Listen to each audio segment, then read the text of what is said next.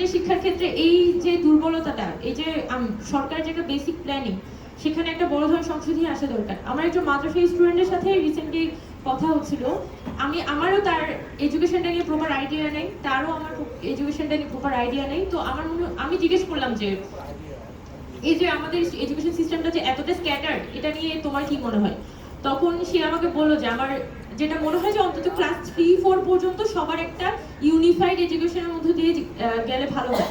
এরপরে যে যার মতো করে আলাদা হয়ে গেল বা ফ্যামিলির মানে চয়েস অনুযায়ী আলাদা হয়ে গেল, কিন্তু একটা নির্দিষ্ট সময় পর্যন্ত সবার অন্তত একটা সিমিলার বেসিক বেস থাকা উচিত।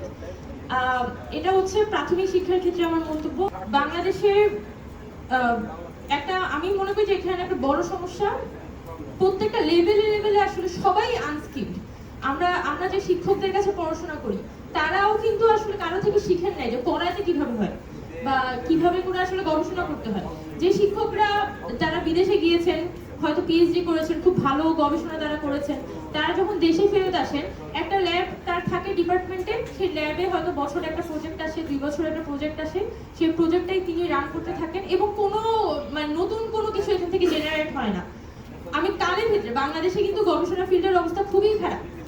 এখন আপনি যদি হচ্ছে মানে এখানে আলাপ হয়েছে, স্কিল নিয়ে প্রচুর আলাপ হয়েছে, এটা নিয়ে খুব বেশি ইয়ে করতে চাই না, কিন্তু আমরা আসলে যে সাবজেক্টগুলো পড়াচ্ছি সেখানে উর্দু আছে, ফার্সি আছে, সংস্কৃত আছে, বাংলা আছে। প্রত্যেকটা আমরা যদি স্কুলগুলোর দিকে তাকাই, স্কুলগুলোতে কিন্তু অনেক স্টুডেন্ট আছে যারা এগুলো পড়তে চায়, বা এক্সট্রা সাবজেক্ট হিসেবে সংস্কৃত থাকে, এক্সট্রা সাবজেক্ট হিসেবে পালি থাকে, উর্দু, আরবি, এগুলোর একটা প্রায়োরিটি থাকে।